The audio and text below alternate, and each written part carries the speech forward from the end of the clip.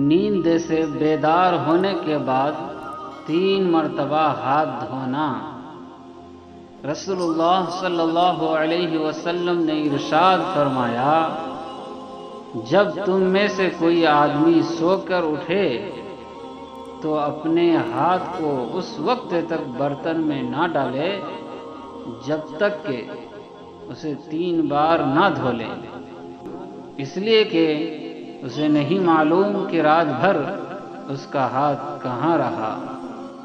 ہم اپنی آخرت بنانے کی فکر کریں، دوسروں کو عمل کی دعوت دیں گے تو عمل کی توفیق ہوگی، دوسروں پر تنقید نہ کریں، اپنی آخرت کی فکر کریں۔